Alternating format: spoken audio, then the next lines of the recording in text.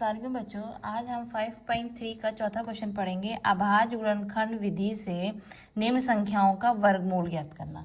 तो पहला क्वेश्चन क्या है? 729। जब भी हम अभाज्य विधि से निकालेंगे तो हम इसका पहले लासा निकालेंगे। क्या करेंगे?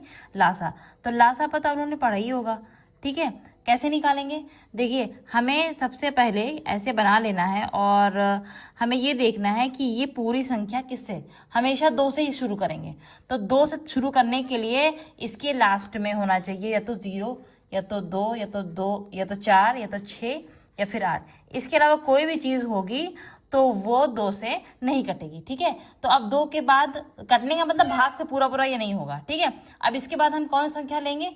3 लेंगे, 3। तो क्या देखिए, 3 से इसको भाग देने पर क्या हमारा पूरा पूरा आंसर आ रहा है? चलिए देखते हैं। 3 दूनी क्या हो गया है? 6। 7 में से 6 जाएंगे, 1 हो जाएगा, ये 2 उतार दिया। 3 चौक हो गया 12, 3 चौक 12, पूरा पूरा 12 आ गया। 2 में से 2 गए, कट हो गया। 1 में से 1 गए, कट हो गया। 9 उतार दिया, ठीक है। तो 3 त्रिक 9 हो गया। यानी अगर हमने 3 से इसको 729 को भाग दिया तो ये पूरा पूरा कट गया।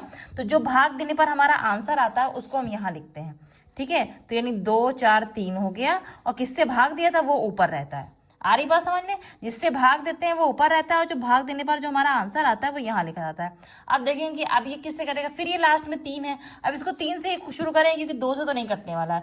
2 से भाग देने के लिए लास्ट में 0 2 4 6 8 का होना जरूरी है, ठीक है। तो अब इसको हम क्या करेंगे? हम 3 से करेंगे। 3 से फिर करेंगे, किसको करेंगे? 2 4 3 को। फिर हम 3 का पढ़ा पढ़ेंगे कि 24 आ जाए। 3 8 कितना हो गया? 24 हो गया। ये पूरा पूरा कट हो गया। 4 में से 4 कट हो गया और 2 में से 2 कट हो गया। फिर 3 उतारेंगे, 3 निकलना कितना हो गया? 3। ये पूरा पूरा आंसर आ गया। फिर वही काम करेंगे, हमने 3 से भाग दिया है तो यहाँ 3 लिखा, और यहाँ पे कितना आंसर आया है? 81। तो इस 81 को हम यहाँ उतार देंगे, ठीक है।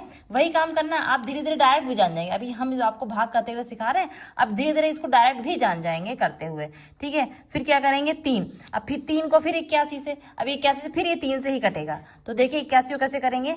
3 दूनी कितना हो गया है? 6, ठीक है। तो 8 में से 6 जाएंगे, कितना हो जाएगा? 2 और 1 उतार दिया। तो 3 सत्ते कितना हो गया? 21, है ना। पूरा पूरा कट हो गया ना। तो फिर कितना आया? 27। तो किससे भाग दिया? 3 से भाग दिया, तो वो हमने पहले लिख दिया है, और 27 हमारा भाग देने पर आंसर आया, ठीक है। अब 3 9 27 और 3 त्रिक्का 9 और 3 इकन्नम 3। आ रही बात समझे? लास्ट में तब तक करते थे लास्ट में 1 ना आ जाए, ठीक है। अब हमें इसका एक बार ध्यान रखिए, हमें इसका वर्गमूल निकालना है। तो कितनी संख्याएं आ गई हैं?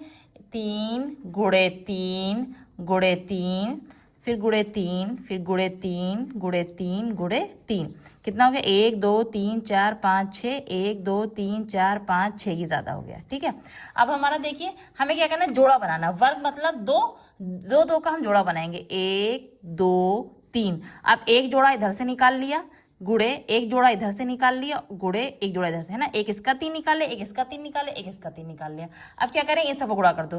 3 त्रिक का कितना हो गया? 9, और 9 त्रिक कितना हो गया? 27। हमारा आंसर कितना आ जाएगा? 27। यही हमारा आंसर हो जाएगा। Thank you.